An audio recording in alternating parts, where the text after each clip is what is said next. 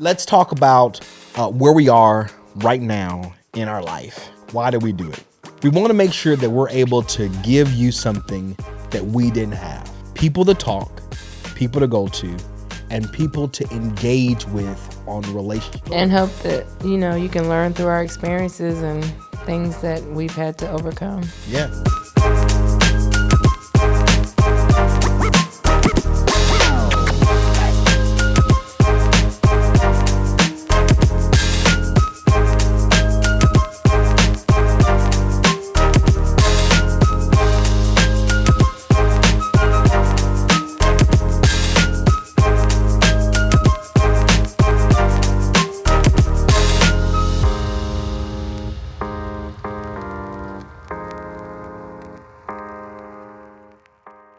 Hello, and welcome to the first episode of Living Outlandish. I'm Michael Outland, and this is my phenomenal wife, Jody. Listen, you may not know what this is about. This podcast that we're doing is an opportunity for us to share who we are and share some of the things we've gone through, share some of the coaching we've done with couples, and just give some hopeful and well thought out relationship advice. This first episode is strictly an opportunity for us to get to know who you are, but more often for you to get to know who we are. We are the Outlands. Hey, my love. Hi. How you doing? Hanging in there. You ready? No. It's been crazy. The setup for this and getting ready, it's been a couple of years kind of coming, talking about it and kind of going through the process. It's been fun yet scary. And here we are. Yeah. I don't think she's ready, y'all. But listen, we're going to be very transparent. We're going to be very open. We're going to get real, have some real conversations. So I would like you to kind of just open up by telling them kind of who we are. Maybe give them the story of how we met, your version of how we met. Then I'll give them the truth. Can we do that? My version is the real version. We'll let the audience decide. Well, I was at school in Waco at Baylor, and I was shopping some days, not every day. Okay. And this weird guy worked in the mall, in the store that sold guys' clothes. It was guys, and then they went to guys and girls, right? Yeah.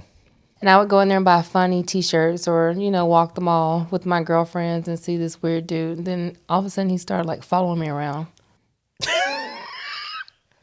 Listen, we said we were going to have real conversations with these people. We were going to open up and be honest. It's not what happened. He always had to help me. What manager always helps the staff or the customers when they come in? None of the other Good staff, ones. But the manager. And then my girlfriends and I went to Walmart one night to get some food because we had rented a movie, it was a VHS. We rented a VHS. Back in the day. And we ran into him at Walmart, and he wanted to sit and talk in the aisles of Walmart for an hour. No, honey, you stalker. We have a movie. So we left, and then I went to the mall some weeks later because I don't go every day. I don't shop every day. But she does. And he was there still stalking me. I don't know. He asked my number about 18 times. Okay. I'm going to tell the truth. I'll give them the real story. So I'm working in the story. Won't say their name. Popular store back in those days. And I was the assistant manager at the store. I agree. I'm there, and my team, believing because she shopped every day, she came to the store every day, had to try something on every day. I couldn't come to the store every day. I had homework. I was a student. Well, I had listen, classwork, homework. That's between you and your mama. I can't explain that. I don't know. She was there almost every day. And so every time she would come to the store, they would be like, hey, she's back. I think she likes you. And so we would go, I would take her to the dressing room, make sure she was good. And she offered her number from my recollection. Maybe I asked maybe once or twice. But here's the deal. I was trying to be good. That was part of my sales tactic. Being real, but she was cool. She was a cool individual. And so we really thought that she was into me because she came again every day, almost every day. And so because of that, they were like, well, she likes you. And so I tell people all the time, she stalked me. She came to my job every single day until I asked her out on a date. That's just my story. I'm sticking to it. But time kind of passed, and we end up getting together, end up dating. Yes, we are married, so we end up getting married some years later. And I'll tell y'all, it wasn't until we got married some 5 years later, because we got through college, and we have our ups and downs. And guess what? On the episodes, different ones, you're going to hear about that. But we go through this, and we get to the wedding, and we get married, and I realized she was not coming to the store for me. She actually just shops every day. I shop as much now as I did then. Yes, you do. Every day. Every now and then. I think you're probably having an affair with the Amazon guy, because I promise you, he shows up every single day. I'm like, dude, leave my house. Why are you stalking my wife? She keeps calling me. I don't know. No. No, but on a serious note, I am personal friends with the UPS guy now. This is true. He saw me volunteering at the school and was like, "You are Joni. I have a lot of packages for you."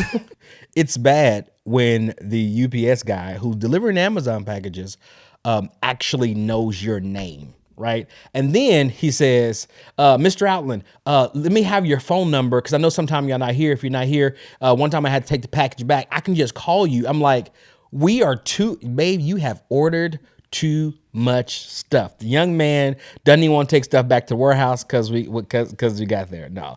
But hey, we are the Outlands, and we want to share other pieces of our story. We have 2 kids.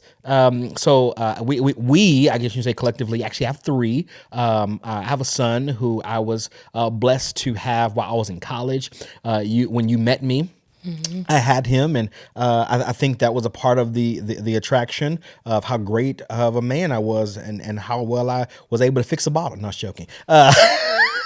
But we went to the we have 3. He is our bonus child, her bonus child, and then we have a set of twins. They are rough and tough, TNT, dynamite. But they keep us in line. Yep. Or we thought we were keeping them in line, and they keep us in line. That is true. So I want to, let's go back. What is your, and you may have to think about it, what is your, in having kids, and we had they're twins, they're 12-year-olds now. What was your most shocking moment in the beginning of bringing kids home? Not knowing anything about having kids. Yeah. And then we had, let's see. Trinity both of them were preemie, but we walked around with Trinity on a pillow because she was so little. The preemie diapers didn't fit either one of them. Yeah. The preemie clothes were too big. Trenton had a Pavlik harness because his femur was broken in the hospital. He had a circumcision ring, and both of them had umbilical cord clips. I was like, Lord Jesus. Yeah, I remember that. It took about 10 minutes to change a diaper for Trenton. And then Trinity, she screamed all the time. Yeah. Yeah. Yeah. So, yeah. It was crazy. You think you know what to do until you're in it, and you realize that you have no clue what you're doing. The beautiful part about now, while we're giving you today kind of the welcome to who we are, we're going to kind of, hopefully in one of the episodes, kind of walk back as far as what those days look like, because we know, guess what? There are a bunch of parents who are out there in the world who are like, what do I do with this screaming baby? Yeah. And you're tired. I hadn't had any sleep. I think I I did not get to bathe every day. That was just not. It wasn't a thing. It wasn't enough hours in the day to take a shower. Yeah, tell me about it. I remember, oh Lord, if there's any policemen out there, please forgive me. Hope the statute of limitation is gone. But we fixed it. I do remember when we were trying, because we had two at the same time, and we're getting up in the middle of the night together. If you remember that, and so you got to feed them. And because they were so young and preemie, had to feed them every 30 minutes at first. Okay. Remember? Oh yeah, I do remember. When they first came out, the bottle was like a 1 ounce bottle, and you had to feed them every 30 minutes.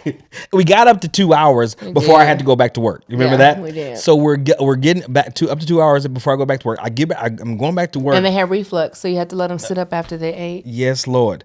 But I'm going to be super dad, super husband. I'm not letting you get up with these babies by yourself. I'm getting up and I'm going to help you feed the kids. So we get up and we're feeding the kids together. Again, police officers, statute of limitations, don't come get me. It wasn't until I'm back at the office, I'm driving, and I realized, oh crap, I just dozed off at the light. Yeah, we got to stop this. Babe, I love you. We need some help. We need to ask mom to come stay at the house with us or something, because we just didn't know what we didn't know. Yeah. But it was hard. It was difficult. And I wonder how many, like, we had each other, and we had a phenomenal relationship. And yeah, we've gone through our stuff, and we're going to talk about that kind of stuff. But there were moments throughout our marriage that kind of shook us. And I think that was one that, because we just had no idea what we were getting ourselves into. Yeah. It's funny I'm a one of five children, the eldest of five. You are a only child, and so her thing, the entirety of our early relationship. Only child in the house. Yeah. I have steps and halves. This is true. Yeah. Only child in the house. And so she was like, "Hey, I'm only having one." And then I'm like, okay, maybe we can have six, because I want to do one more than my dad. She was like, no, I'm only having one. And then I said, okay. And I acquiesced and said, okay, we can have one. And then God said, ha, yeah, right. And then gave us twins. And so I want to go back even further. What did you do when you found out we were having twins? This is funny, y'all. Listen. I told the doctor he was lying. And then I passed out. So so the guy is doing the ultrasound, and he's like, "Yep, you're definitely pregnant. There's two of them in there." He says it's so cavalier. So cavalier. Yeah. And she's like, "Ha, I bet you do that with all your patients. Yeah, whatever. You're lying." Well, because he was a guy, he had to have a lady nurse in the room with him, and the nurse at the door is standing back like, No, he not lying. You're two. She breaks out into a cold sweat and passes. You shamed the family name. It's okay. Who passes out? I was done with y'all for the day. Yeah, I was like, okay. I was super excited. You know, every man out there. I'm like, hey, strong enough to get two. So listen, it was fun. We've had some good times over the years. Yeah. So I'll say that. So let's give us more information. What is if you could say, what is the one thing you think is the secret sauce to our marriage? I'm always right. We say it. We wanted this to be real and honest. You know how to make a good tequila drink? Oh, that's true. That is true. No, I'm just kidding. We over communicate. That is it. And everyone teases us about it, but we over communicate. Yeah. About everything. And we weren't good at it at first. Well, You're right. I wasn't good at it at first. Let's be real. I'm gonna be real. We say we're gonna be real. Keep it a buck, right? I wasn't good at it at first because let's call it, put it on the carpet. I'm a black man, right? There's just certain things, and I'm an investigator, so. But we just don't talk a lot. We just don't say a lot. Don't communicate a lot. Everything is okay. We're gonna be all right, and there's no need to talk about it. Mm-hmm. But throughout our marriage, I think that was the one thing that Once we got that fixed, and where I was willing to open up to you, willing to have a heartfelt conversation, and willing to just be vulnerable at times, I think it allowed us to become more intimate and allowed us to be more in tune with one another. Yeah. Because I allowed you in. And that if I could tell anybody, and we'll definitely break that down a little more, but what communication looks like, how communication is kind of the bedrock of a phenomenal relationship. And Even something as simple as like, how was your day at work? I mean, some like back in the day, you just be like, good. because that was the answer. It was good. But then That's not what you had. now sometimes you'll speak for like 30 minutes. I'm like, okay. So Didn't be want to careful know what you- about Sally. Be careful what you ask for. And Be all the careful things. So difference in communication, right? Yeah. I'm thinking, I answered the question, how was your day? I answered the question by saying what? Good. It was good. I answered the question. That's not what you were asking though, right? So I had to learn how to, and we do a course, DISC certified. So I'm not sure if anybody knows what that is. It's personality assessment. Please go research it. It's phenomenal. If you want us to have a conversation about it, we definitely can.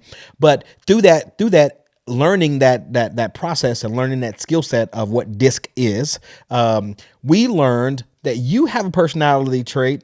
I have personality traits, and your style of communication is different than my style of communication. And if I could tap into what your style of communication is, life could be different. I learned who you were, and I learned that you weren't, because I thought didn't trust me. Let's be real. She was asking me a whole bunch of questions.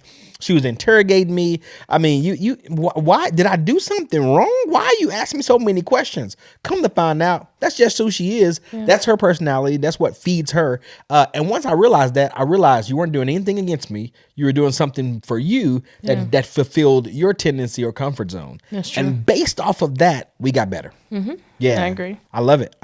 So let's give them some more. Let's go a little deeper. Vacations. Okay. We do them a lot. Do we? More than the average people. I don't recall. We went on like 4 this year. No. Yes. We do 4 at least every year. I don't Yes. recall. So we did, let me rephrase that. We did more than 4. We did 4 this summer. I don't recall. We do 4 every year. We do 2 with the kids, 2 without the kids. I think that was Once last year. a quarter. No, I don't. Yes. No, I just been here doing Oh carpool. gosh. No. And It's not true. I just been at school carpool. I've been no vacations. Okay. So of the not so many vacations that we take, what's your favorite one? And why? Do you mean the one that we took this year or ones that we've taken in past year? Just in general. Over the years, what's your favorite one? Listen, hey, we're going to learn together. Internet world, we're going to learn together. I think my favorite, hands down, has been Bora Bora. That is weird. What? We've not been there yet. Well, hint. There we go. There we go. Okay. Okay. Well, okay. Something we've done. Okay. Got okay. you. So your favorite vacation was the one that we're in planning? the dream. Oh no, it's gonna be reality. Okay. Okay. Gotcha. Let me think.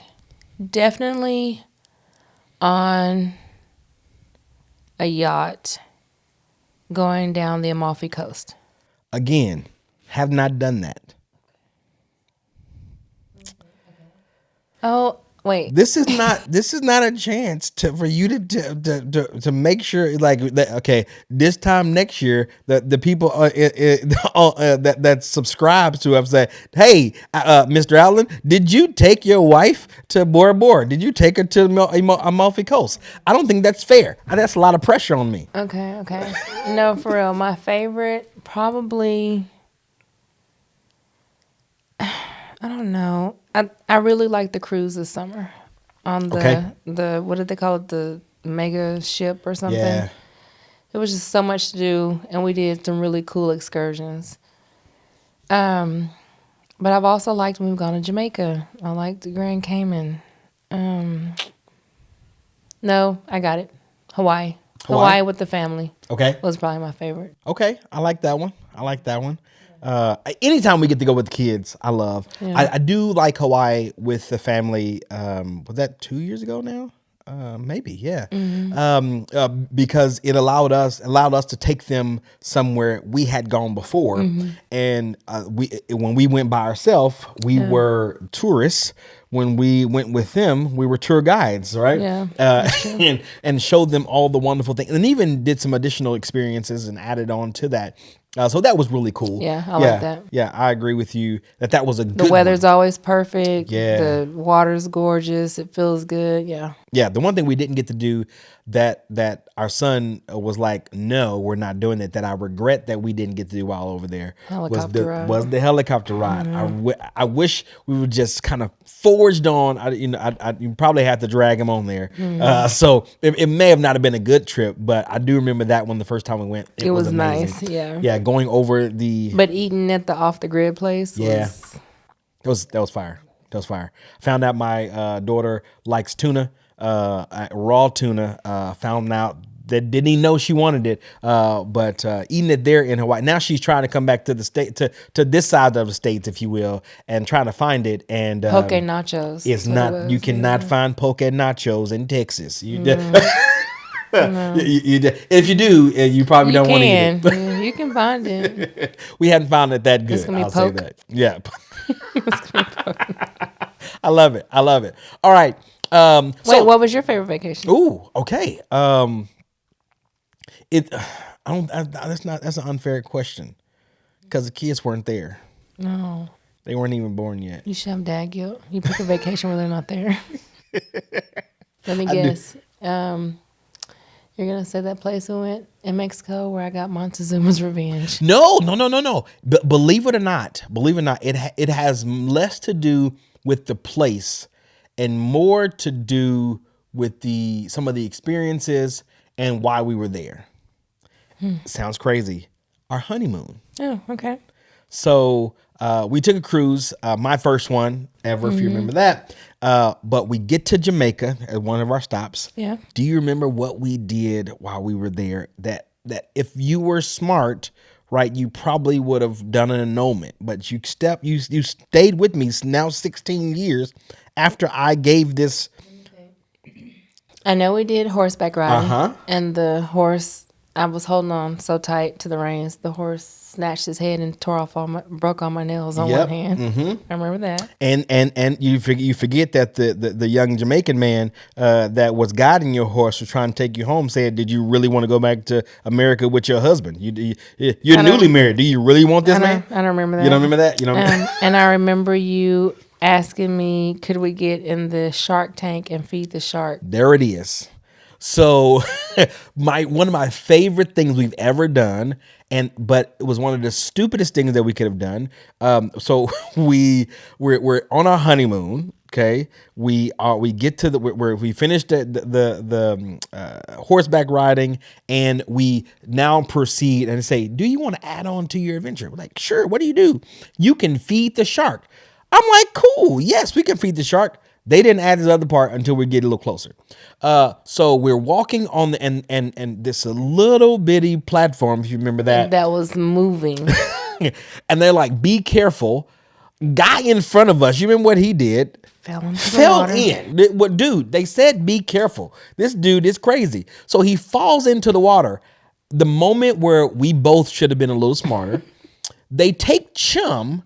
I was doing what I was supposed to do because I was following the leader. Following your husband. This is when I know she was going to follow me to the death. Maybe. So they pour Chum in the corner to get the shark away from the man. They pour blood and fish guts in the water. Yep. Probably should have stopped. But I'm a man, new husband. I'm going to show her how manly I am because they have now told us that we will be feeding the sharks from our lap. What? Oh, God. Don't let her see me sweat. Don't let her see me cry. Keep going. Be a man. She's still here. She's still doing it. You can't turn around. Like, you can't do it. You can't call it off if your new wife won't call it off. You definitely can't call it off. So we go and it's our turn. You remember? Mm-hmm. And we get into the water. This shark, the head is about this big. He's about he's big. He's a big boy. They come and they bring him over, lay him in our lap. I'm at the head, you're at the tail. They give me chum. Yep. And they say, just drop it. Don't lower your hand. Another sign you probably shouldn't be in the water, because they just told you that the shark might bite your hand off if you lower it. So I dropped the chum. Yep. And this beast of an animal, the muscles that it took to get it. I have been fascinated with sharks ever since. Yeah. Just because you can feel his whole body move oh across my our gosh, laps. it was amazing. The adrenaline rush that I got had in that moment. I was the first one out the water. Yes, you were. But ever since that moment, I've been in love with the ocean. I want to go snorkeling every time we get an opportunity, get a chance. And we saw sharks out in the wild this last time in Cozumel. We did. Yeah, we swam with sharks again. So no, it's not intentionally. No, it's okay. We go where they are. We are where, and our kids were with us this time. And we're and we don't run away. Guess what we go do? Can we get closer and take pictures? I didn't. That's where we go. You did. I mean, and when I saw the eel and the shark, I was out. Yeah. Oh, yeah. Speaking of that, do you remember the first time that you saw something in the water, and a school of fish? I walked on top of the water. I was back on the sand. The second coming, because we were there, we were in the ocean, we're having a good time, and a school of fish come running by our feet. I turn around, wife. Were they running or swimming though? They were swimming, but really. They go by and you walk. I think walk on water. I was back on the beach when you turned around. I was like, where did she go? But I'm better now. You are. I am. You are. I don't like the sea urchins, and I didn't like the octopus. It's okay. Okay. And I didn't like the jellyfish. So what do you like in the water? The pretty little fish that stay over there. You want to be where they are, just don't want them by you. But you're going it's like going to somebody's house and say, leave me alone. You can't do that. You're going to their house. That's about normal. I can see myself doing that. I love it. So, okay. So let's talk about where we are right now in our life, and what spawned us to get on camera and to tell stories and to do things like this. Why did we do it? We chose to do this, get online, tell our story for one reason and one reason only. To help other people? To help other people. We want to make sure that we're able to give you something that we didn't have. People to talk, people to go to, and people to engage with on relationship, not just marriage. Like, we want to catch you when you're in your dating scene, right? We want to catch you right when you're thinking about who your Boaz gonna be, right? We want to go all throughout everything in your life. We want to make sure that we're there with you, we're there for you, and we give you a chance to know our story and hope that you can learn through our experiences and things that we've had to overcome. Yeah. So that's it. That's who we are. We are the Outlands, and hey, we hope you enjoyed our story. But more than anything, we hope that you enjoy the journey that we're going to go on together. You ready for this ride? Yep. All right, let's do it.